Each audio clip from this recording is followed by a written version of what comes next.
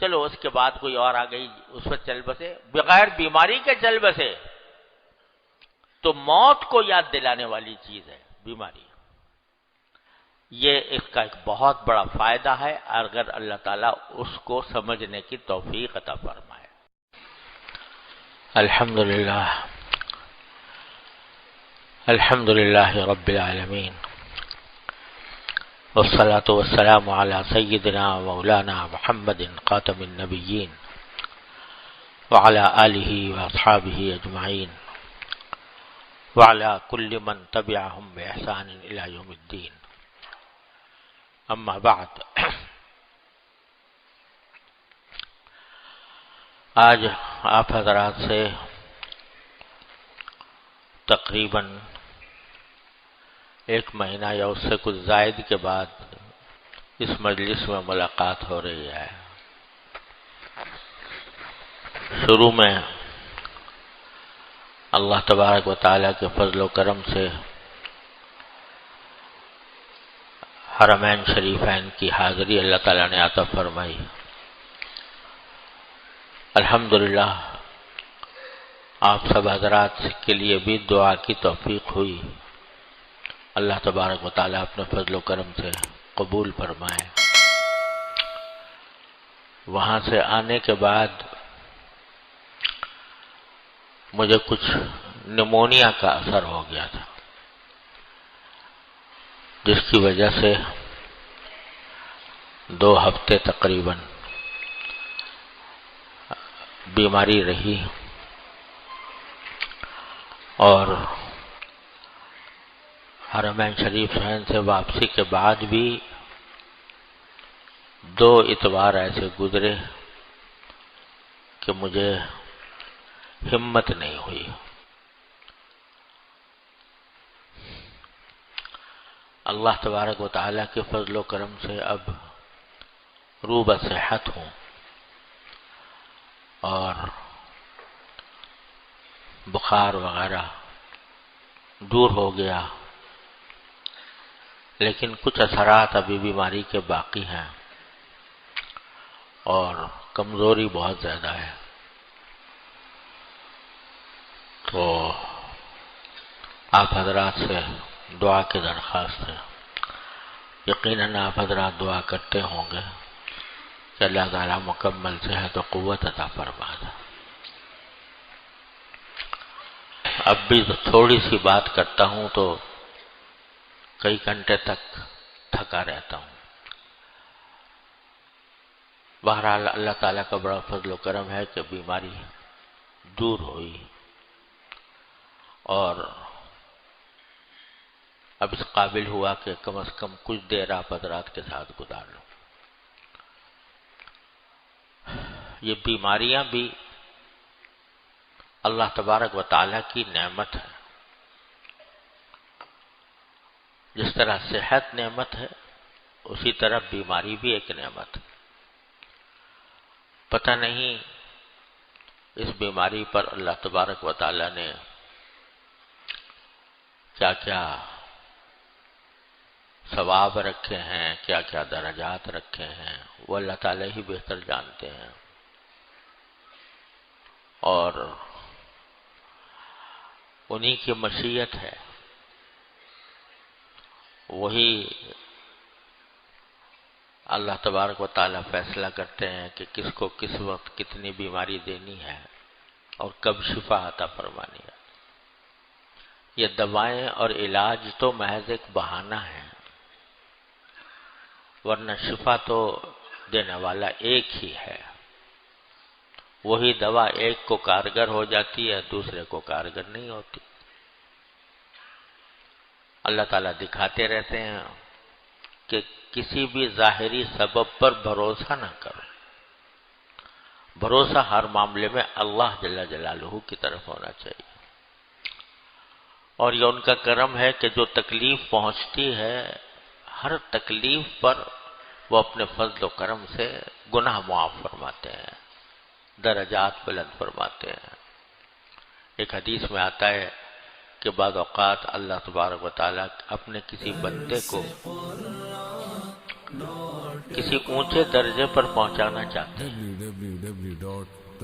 لیکن اس کے اعمال ایسے نہیں ہوتے کہ وہ اس اونچے درجے تک پہنچے اپنے اعمال کے ذریعے، تو اس کو کسی پریشانی کا، کسی تکلیف کا، کسی بیماری کا نشانہ بنا دیتے ہیں، جس سے اس کی وہ اعمال کی کمی دور ہو جاتی ہے، اور جس جگہ اللہ تعالیٰ پہنچانا چاہتے ہیں وہاں پہنچا دیتے ہیں، بشرطے کہ ان تکلیفوں اور بیماریوں میں کوئی اللہ تعالیٰ سے گلہ نہ ہو، شکوہ نہ ہو، آدمی راضی ہو کہ اللہ آپ نے جس حال میں رکھا ہے وہی حال اچھا ہے، تو اور رجوع اللہ کی توفیق ہو جائے، اللہ تعالیٰ سے رجوع کرنے کی، یا اللہ بیماری بھی ایک نعمت ہے مگر اے اللہ میں کمزور ہوں،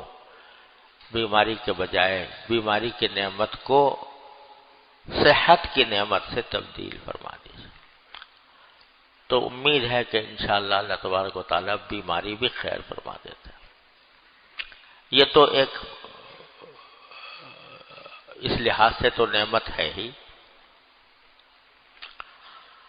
اللہ تعالیٰ ہم اس قابل نہیں ہیں لیکن اپنے رحمت سے اس میں داخل فرما لے، لیکن ایک بہت بڑی چیز جو بیماری انسان کو یاد دلاتی ہے وہ یہ ہے، چاہے کوئی جوان ہو یا بوڑھا ہو یا کسی بھی عمر کا ہو، اگر مکلف ہے، بالغ ہے، اس کو اگر بیماری آتی ہے تو وہ بیماری اس کو یاد دلاتی ہے کہ تم ہمیشہ دنیا میں رہنے کے لیے نہیں آئے ہو۔ اس وقت بیماری آ گئی، چلو ٹھیک بھی ہو گئی، لیکن بکرے کی ماں کب تک خیر منائے گی؟ یہ بیماری انسان کو یاد دلاتی ہے کہ میں یہاں ہمیشہ کے لیے رہنے کے لیے نہیں آیا۔ تو ذرا انسان کو اپنی موت کا تصور کرنے اور موت کے لیے تیاری کرنے کا ایک سبب بن سکتی ہے اگر اللہ تعالیٰ دیدہ بینا عطا فرمائیں اور صحیح سوچ دل میں پیدا فرمائیں، تو بیماری انسان کو موت یاد دلاتی ہے۔ بظاہر بعض اوقات بہت چھوٹی سی بیماری ہوتی ہے لیکن مر جاتا ہے آدمی اسی میں، تو بیماری موت کو یاد دلاتی ہے۔ جب موت کو یاد دلاتی ہے تو کچھ اس کی فکر بھی ایک مسلمان کو پیدا ہوتی ہے کہ پتہ نہیں میری موت کب آ جائے، تو میں اس کے لیے کچھ تیاری کر لوں۔ میں نے اپنے والد ماجد رحمۃ اللہ علیہ سے، حضرت مولانا مفتی محمد شفیع صاحب رحمۃ اللہ علیہ، اللہ تعالیٰ ان کے درجات بلند فرمائے، ان سے سنا، حضرت نے کہیں حکایت پڑھی ہوگی، ہے تو حکایت ہی لیکن بڑی سبق آموز ہے۔ حکایت یہ ہے کہ ایک شخص نے ملک الموت یعنی حضرت عزرائیل علیہ السلام کو خواب میں دیکھا۔ ملک الموت جن کو اللہ تعالیٰ نے انسانوں کی روح قبض کرنے کے لیے پیدا فرمایا ہے، اور یہی وہ خدمت انجام دیتے ہیں، اللہ تعالیٰ کے حکم سے لوگوں کی روحیں قبض کرتے ہیں، جس کا حکم ہو جاتا ہے کہ وہ جاؤ قبض کر لو، روح قبض کرنے کے لیے پہنچ جاتے ہیں۔ تو کسی نے ان کو خواب میں دیکھا اور ان سے کہا کہ حضرت آپ کو ایک ہی کام ہے دنیا میں، کائنات میں، لوگوں کی روح قبض کرنا، اور جب روح قبض کرنی ہوتی ہے تو آپ اچانک لوگوں کے پاس پہنچ جاتے اور قبض کر لیتے، کوئی نوٹس ہی نہیں بھیجتے، کوئی نوٹس بھیجتے کہ بھئی 1 مہینے کے بعد میں آنے والا ہوں، تو لوگ کچھ تیار ہو جاتے اور تیار ہو کر پھر دنیا سے رخصت ہوتے ہیں۔ آپ تو اچانک جب پہنچتے ہیں اور جا کر لوگوں سے کہتے ہیں کہ بھئی مجھے حکم ملا ہے تمہاری روح قبض کرنے کا، قبض کر کے چلے جاتے ہیں۔ تو کچھ خدا کے لیے نوٹس تو بھیجا کرے تاکہ آدمی جو ہے وہ کچھ تیاری کر لے کہ میں مرنے والا ہوں۔ تو حضرت جبریل علیہ السلام، حضرت اسرائیل علیہ السلام نے جواب میں کہا کہ ارے بھائی میں تو اتنے نوٹس بھیجتا ہوں، اتنے نوٹس بھیجتا ہوں کہ جتنا کوئی نہیں بھیجتا ہوگا، لیکن میں کیا کروں، کوئی نوٹس پر کان ہی نہیں دھرتا۔ انہوں نے کہا کب جب بھیجتے ہیں؟ کہا کہ جب تمہیں بخار آتا ہے تو میرا نوٹس ہوتا ہے، تمہیں کوئی بیماری لاحق ہوتی ہے میرا نوٹس ہوتا ہے، جب تمہاری عمر 60 سے اوپر پہنچ جاتی ہے میرا نوٹس ہوتا ہے، تمہارے جب پوتے پیدا ہو جاتے ہیں میرا نوٹس ہوتا ہے، تمہارے بال سفید ہو جاتے ہیں میرا نوٹس ہوتا ہے۔ ہر موقع پر میں تم کو نوٹس بھیجتا ہوں کہ اب تمہارا وقت قریب آ رہا ہے، تو لیکن میں کیا کروں کہ تم نوٹس لیتے ہی نہیں ہو، تم اس کے اوپر عمل کرتے ہی نہیں ہو، یہ سمجھتے ہو کہ بس ساری زندگی ایسے ہی رہنی ہے۔ تو میرے نوٹس تو بہت ہوتے ہیں، اور اسی بات کا ذکر قرآن کریم میں بڑی خوبصورت انداز میں اللہ تعالیٰ نے فرمایا کہ جب اللہ بچائے جہنمی لوگ اللہ تعالیٰ سے یہ کہیں گے کہ یا اللہ زندگی تو ایسے گزر گئی، لیکن ایک مرتبہ مجھے ہمیں واپس دنیا میں جانے دیجئے، پھر دیکھیے ہم کیسے متقی پرہیزگار بنتے ہیں۔ اب تو ویسے ہی ہم نے غفلت میں گزار دی، ایک مرتبہ واپس جانے دیجئے۔ تو واپس جا کر ہم یقیناً اب ہم بڑے پرہیزگار ہو جائیں گے، گناہوں سے بچیں گے، آپ کے حکم کی تعمیل کریں گے، زندگی بالکل بدلی ہوئی ہوگی، ایک مرتبہ بیٹھ کے تجربہ کر لیجیے۔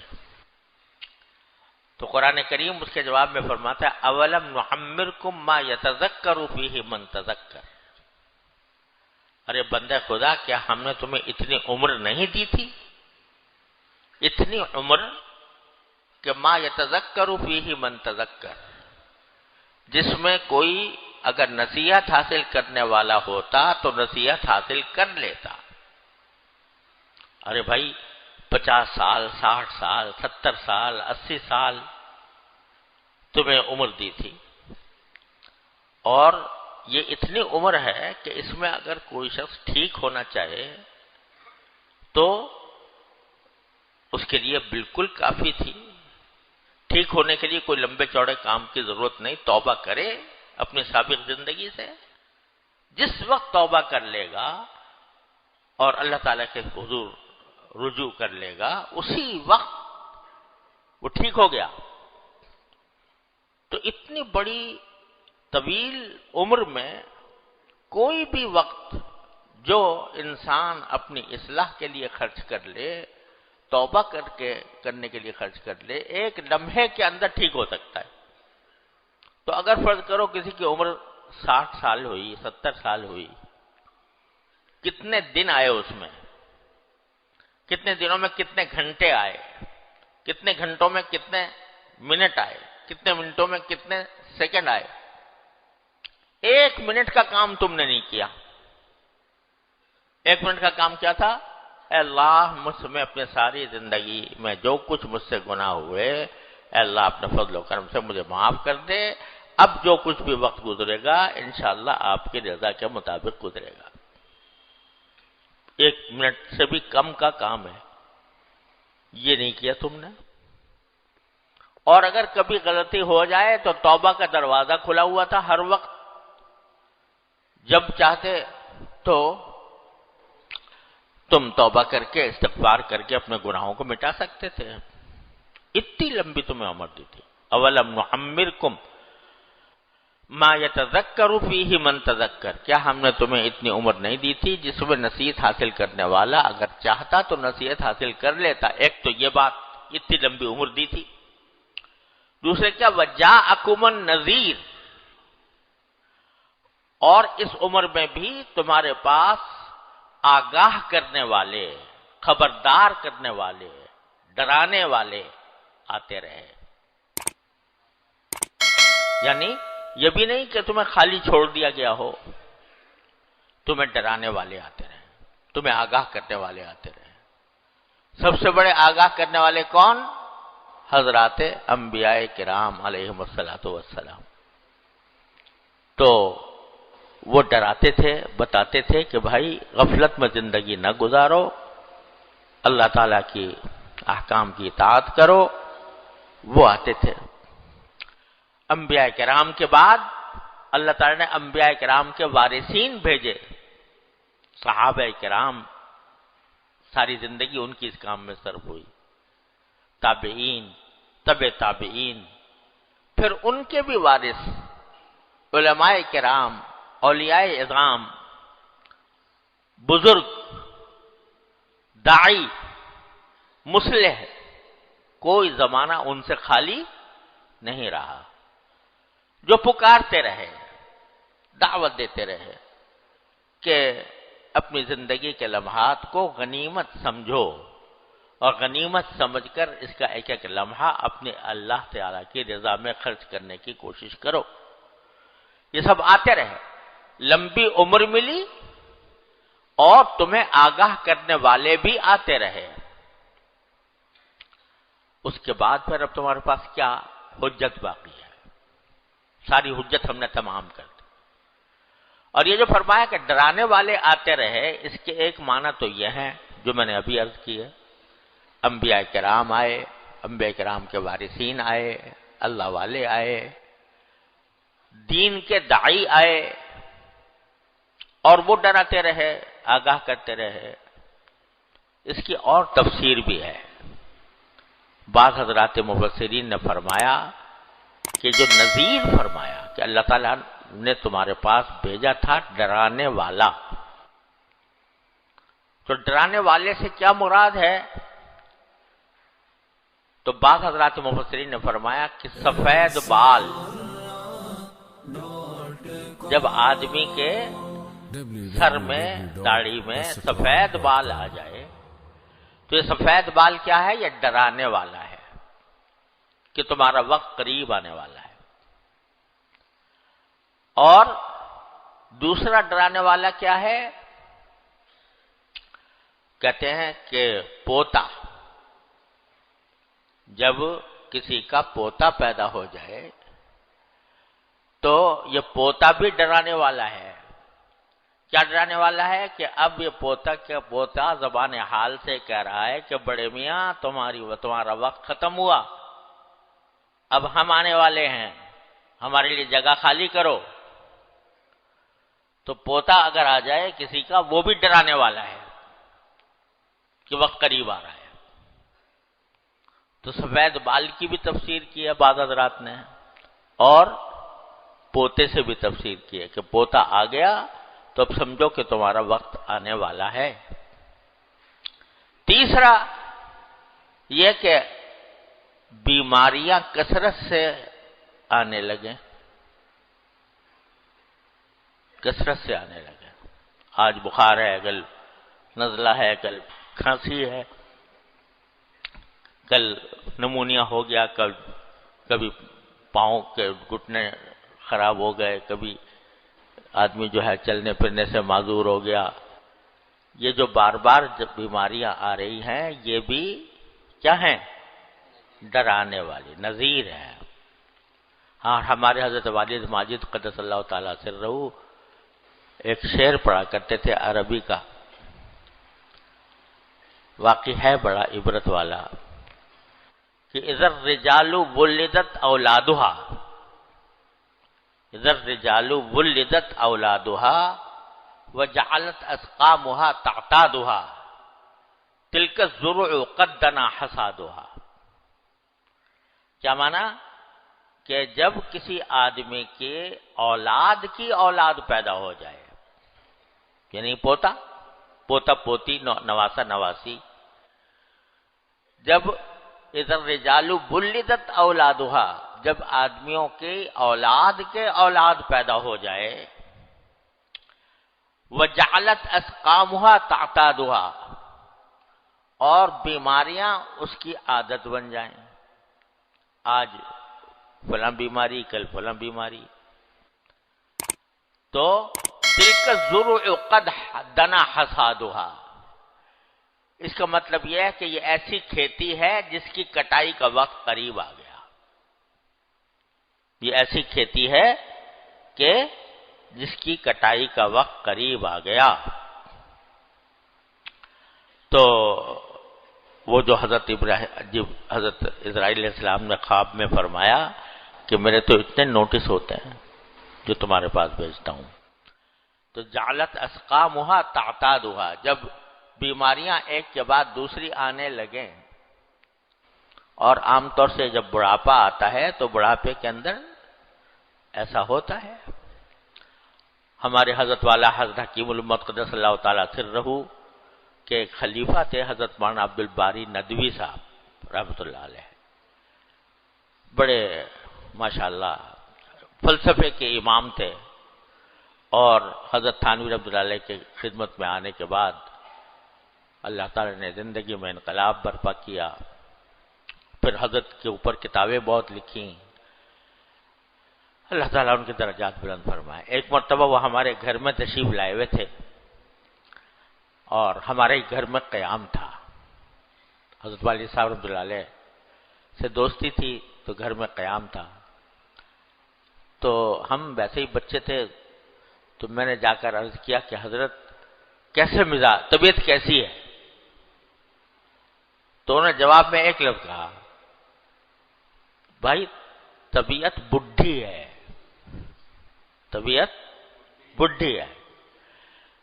اس ایک لفظ میں انہوں نے ساری باتیں کہہ دی کہ بڈھی ہے، مطلب یہ کہ بھائی جب بڑھاپا ہے تو بڑھاپے کے ساتھ تو کچھ نہ کچھ لگا ہی رہتا ہے۔ وہ ہمارے ہاں اردو میں مثل مشہور تھی کہ بوڑھے آدمی کی مثال ایسی ہے جیسے چارپائی، اب تو لوگ چارپائی بھی بھول گئے، لکڑی کی چارپائی ہوتی تھی نا، تو اس کے جو ڈنڈے ہوتے تھے تو ایک طرف سے ٹھوکو تو دوسری طرف سے نکل گیا، وہاں سے ٹھوکا ادھر سے نکل گیا، تو وہ کہتے تھے بوڑھا آدمی جو ہے وہ اس چارپائی کی طرح ہے کہ ایک طرف سے ٹھوکا جائے تو دوسری طرف سے نکل جاتا ہے، ایک طبیعت معاملہ ٹھیک ہوتا ہے تو دوسرا شروع ہو جاتا ہے۔ یہ سب کیا ہے؟ یہ سب نذیر ہے، یہ سب بتانے والا ہے کہ اب تمہارا دنیا سے جانے کا وقت قریب آ رہا ہے، تیار ہو جاؤ اور اس کی تیاری کرو۔ تو بیماری کا ایک بہت بڑا فائدہ ایک مسلمان کے لیے یہ ہے کہ اپنی موت کو وہ قریب دیکھے، کچھ پتہ نہیں، ہو سکتا ہے اسی بیماری میں چلو اس کے بعد کوئی اور آ گئی اس پر چل بسے، بغیر بیماری کے چل بسے، تو موت کو یاد دلانے والی چیز ہے بیماری۔ یہ اس کا ایک بہت بڑا فائدہ ہے اگر اللہ تعالیٰ اس کو سمجھنے کی توفیق عطا فرمائے۔ ایک حدیث میں رسول کریم سرور دو عالم صلی اللہ علیہ وسلم کا ارشاد ہے، ہر مومن کو ہر وقت یاد رکھنا چاہیے۔ فرمایا الکیس من دان نفسہ وعمل لما بعد الموت، عقل مند وہ ہے جو اپنے نفس کو قابو میں رکھے، اپنے نفس کو قابو میں، نفسانی خواہشات کو قابو میں رکھے اور مرنے کے بعد کی زندگی کے لیے تیاری کرے۔ اتنا خوبصورت دو جملے کے اندر ساری دین آپ نے بیان فرما دیا۔ نفس کو قابو میں رکھے کیا معنی؟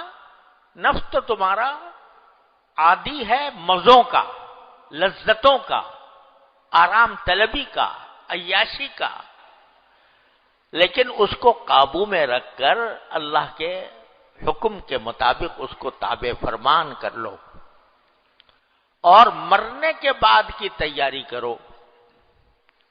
یہاں ساری ہماری دوڑ دھوپ دنیا میں اس کام کے لیے ہو رہی ہے، بھئی کوئی اچھا سا مکان بن جائے، اچھا سا مکان بن جائے، اس کے لیے پتہ نہیں نوکریاں کر رہے ہیں، ملازمتیں کر رہے ہیں، کیا کچھ کر رہے ہیں، یہ پتہ نہیں کہ اس مکان میں رہنا کتنا نصیب ہوگا، کچھ پتہ نہیں، بنا بھی لیا، لاکھوں روپیہ بھی خرچ کر دیا، رہنا کتنا نصیب ہوگا کچھ پتہ نہیں۔ ایک وہ گھر ہے آخرت کا جس میں ہمیشہ رہنا ہے، اس کی تو تیاری کر لو۔ ٹھیک ہے، کوئی بات نہیں، کراچی یہاں پر زندگی کے اندر بھی مکان کی تیاری کرو، لیکن اس گھر کے آخرت کی، دار آخرت کی بھی تو تیاری کرو۔ تو الکیس من دان، اس کی تیاری کرنے کا راستہ کیا ہے؟ اپنے نفس کو قابو میں رکھو، قابو میں رکھ کر وہ اگر تمہیں فرائض سے غافل کر رہا ہے زبردستی فریضہ ادا کرو، اگر وہ تمہیں کسی گناہ کی طرف لے جا رہا ہے اس پر قابو پا کر گناہ سے اس کو روکو۔ الکیس من دان نفسہ وعمل لما بعد الموت بل عاجز من اتبع نفسہ ہواہا۔ اور عاجز کون ہے؟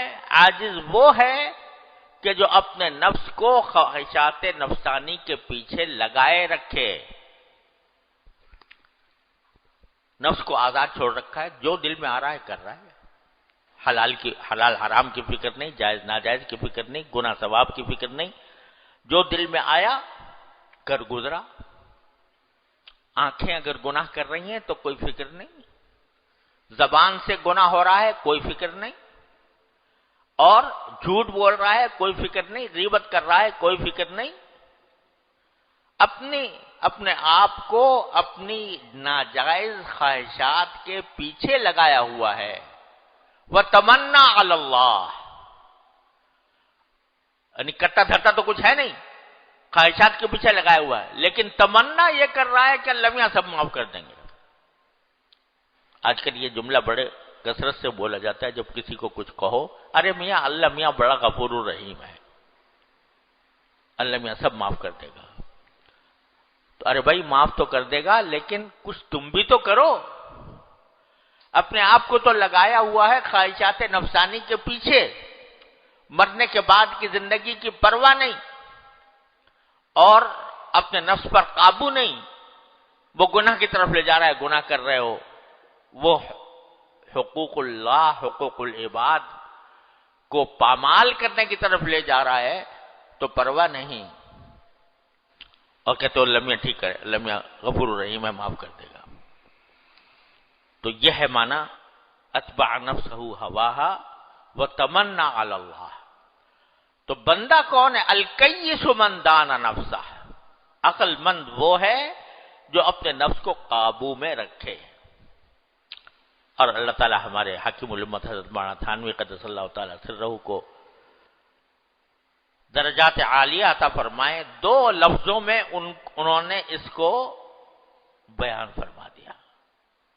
کیا فرمایا؟ ذرا سمجھ لو، یاد رکھو، عمل کرنے کی کوشش کرو۔ فرمایا کہ جب کسی طاعت میں، طاعت کی ادائیگی میں سستی ہو، نماز کا وقت ہے، نماز میں سستی ہو رہی ہے مثلا، جب کسی طاعت کی ادائیگی میں سستی ہو تو اس سستی کا مقابلہ کر کے اس طاعت کو انجام دے، زبردستی کر کے اپنے اوپر۔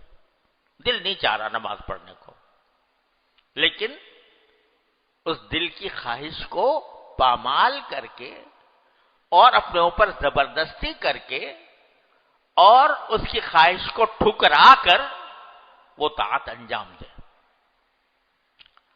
اور جب نفس کا تقاضا کسی گناہ کا ہو، یہ گناہ کر لوں، ایک نظارہ نظر آ رہا ہے، آنکھوں سے وہ دیکھ لوں، زبان سے جھوٹ بولنے کو دل چاہ رہا ہے بول لوں، غیبت کرنے کو دل چاہ رہا ہے غیبت کر لوں، تو اپنے اوپر زبردستی کر کے اور گناہ کے تقاضے کا مقابلہ کر کے اپنے آپ کو اس گناہ سے روکے۔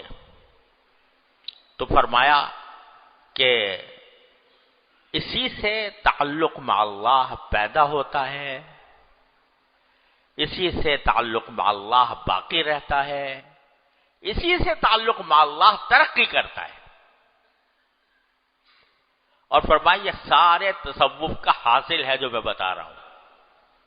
تصوف کو خدا جانے کیا دنیا نے کیا افسانہ بنا دیا، لیکن حضرت فرماتے ہیں سارے تصوف کا حاصل یہ ہے کہ جب طاعت کی ادائیگی میں سستی ہو، سستی کا مقابلہ کر کے وہ طاعت کرے، اور جب کسی گناہ سے بچنے میں کسی گناہ کا تقاضا پیدا ہو تو اس تقاضے کا مقابلہ کر کے اس سے روکے۔ بس اسی سے تعلق مع اللہ پیدا ہوتا ہے، اسی سے ترقی کرتا ہے، اور پھر یہاں تک کہ بندہ اپنے اللہ سے جا ملتا ہے۔ یہ ہے معنی الکیس من دان نفسہ، عقل مند وہ ہے جو اپنے نفس کو قابو میں رکھے۔ قابو میں رکھنے کا معنی یہی زبردستی کرے اس کے اوپر۔ بہت سی دنیا کے کام کے لیے زبردستی کرنی پڑتی ہے، اللہ کے لیے زبردستی کر لو۔ تو بھائی اللہ تبارک و تعالیٰ اپنے فضل و کرم سے، اپنے رحمت سے ہم سب کو اس کی توفیق عطا فرمائے۔ دنیا کا ہر واقعہ جو ہے اگر غور کرو تو آدمی کو اپنے اللہ سے ملانے والا ہے۔ اگر چشم بینا ہو، دیکھنے والا والی آنکھ ہو، تو اللہ تبارک و تعالیٰ اپنے کرم سے، اپنے فضل و کرم سے ہمیں اس حدیث پر عمل پیرا ہونے کی توفیق عطا فرمائے، اپنے موت کے بعد کی تیاری کرنے کی توفیق عطا فرمائے، اپنے نفس کو قابو میں رکھنے کی توفیق عطا فرمائے، اور اپنے ساتھ قوی اور مضبوط تعلق عطا فرمائے۔ اللہم صلی علی سیدنا مولانا محمد وعلی آل سیدنا محمد کما صلیت علی محمد۔ یا اللہ اپنے فضل و کرم و رحمت سے ہمارے تمام گناہوں کو معاف فرما، اے اللہ ہمارے اعمال و اخلاق کی اصلاح فرما، یا اللہ ہمیں مرنے کے بعد کی زندگی کی تیاری کی توفیق عطا فرما، ہر طرح کے شر سے، فتنے سے، گناہوں سے، معصیتوں سے، منکرات سے ہمارے گھر والوں، متعلقین، احباب سب کی حفاظت فرما۔ یا اللہ ہم بے ہمت ہے، ہمت عطا فرما دے، یا اللہ بے حوصلہ ہے، حوصلہ عطا فرما دے، یا اللہ اپنی رضا کامل کی زندگی عطا فرما، اپنی رضا کامل کی زندگی عطا فرما۔ یا اللہ تمام حاضرین اور حاضرات کو ان کے تمام جائز مقاصد میں اپنے فضل و کرم سے کامیابی عطا فرما۔ یا اللہ ہمارے پاس کچھ لوگوں نے پرچے بھیجے ہیں، ان کی ایک والدہ فروغ ابرار صاحب کی والدہ کا انتقال ہو گیا ہے، اللہ ان کی مغفرت فرما، اور ایک صاحب نے اپنے والد صاحب کی بیماری کے لیے صحت کی دعا کی درخواست کی، اللہ ان کو صحت و عافیت کاملہ عاجلہ فرما۔ میری بھانجی بھی ایک ہسپتال میں ہے اور سیریس حالت میں ہے، اللہ اپنے رحمت سے، اپنے فضل و کرم سے اس کو بھی صحت و قوت کاملہ عطا فرما۔ یا اللہ تمام حاضرین اور ان کے تمام متعلقین احباب میں جو لوگ بھی بیمار ہیں انہیں شفاء کاملہ عاجلہ عطا فرما، سب کی پریشانیاں دور فرما، سب کی مشکلات آسان فرما۔